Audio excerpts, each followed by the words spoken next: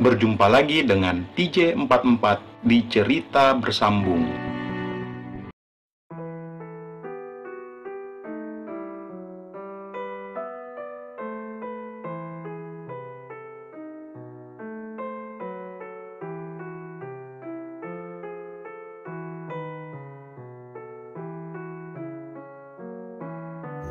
Kini penasaran tingkat kuadrat tertinggi menderaku.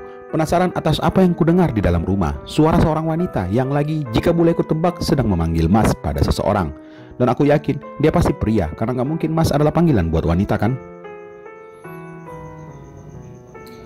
Dan awalnya aku mengira itu suara Rahmah. Rupanya bukan. Sepertinya mencari tahu siapa pemilik suara itu lebih penting daripada langsung ke rumah sakit menemui Rahmah saat ini.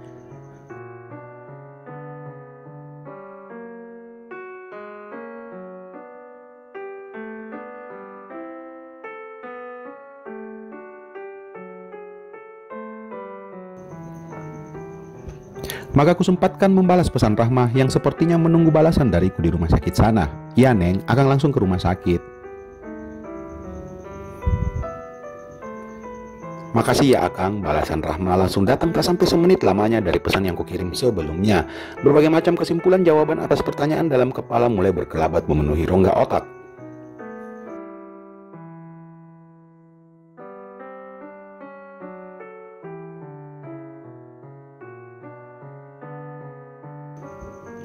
Jawaban-jawaban yang pada akhirnya tertarik satu kesimpulan. Mungkinkah wanita di dalam rumah Rahma adalah Hikmah, adiknya? Dan apakah Hikmah sedang bersama dengan suami Rahma?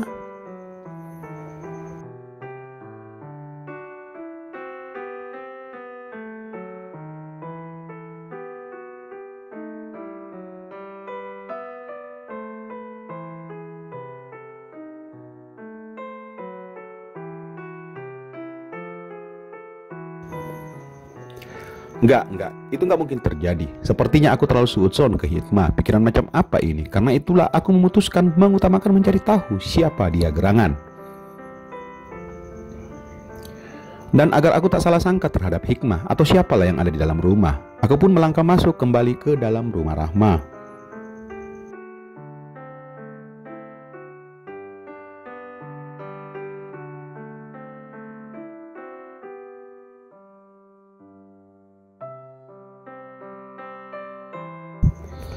Kali ini aku benar-benar melangkah secara perlahan dan sangat hati-hati. Telapak kakiku nyaris berjinjit agar tak terdengar berisik.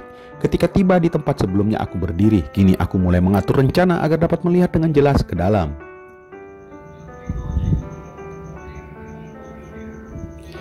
Namun kehati-hatian tak boleh luput dari perhatianku sekarang jika tak ingin menjadi bulan-bulanan warga saat kepergok.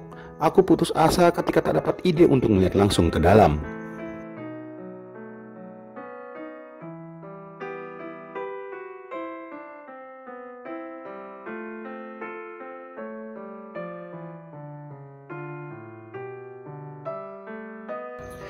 Kalau tetap nekat atau dobrak masuk ke dalam, percayalah, rasa penasaran memang akan terbayarkan, tapi akan berakhir di penjara atau malah jadi bulan-bulanan keroyokan massa.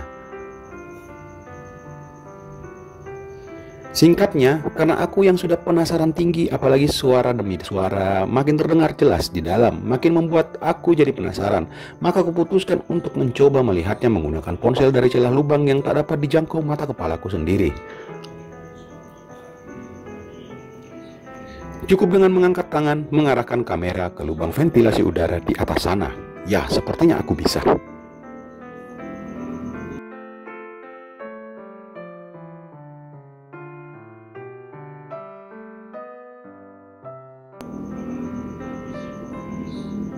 Untung saja lubangnya nggak ketinggian untuk ukuran tinggi badanku yang proporsional. Normalnya tinggi orang dewasa rakyat Indonesia, apa boleh buat.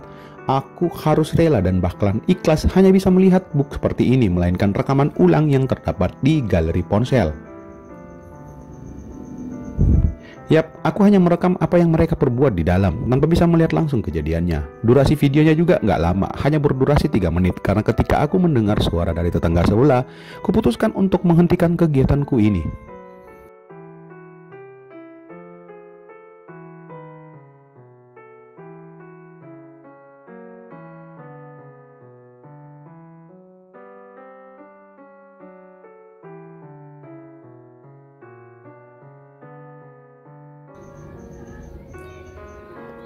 dan segera kabur meninggalkan rumah Rahma dengan cara diam-diam. Setelah jauh dari rumah Rahma, aku menghentikan motorku dan mulai meraih ponsel untuk melihat apa yang sebenarnya terjadi. Wah, siapa wanita yang sedang bersamanya dalamnya? Rasa penasaran ini sungguh bagaikan debu daun ombak yang menghantam dan mengirimkanku kembali ke tepian pantai. Dengan perlahan dan dada bergerumu, ku tekan icon galeri dan terbukalah.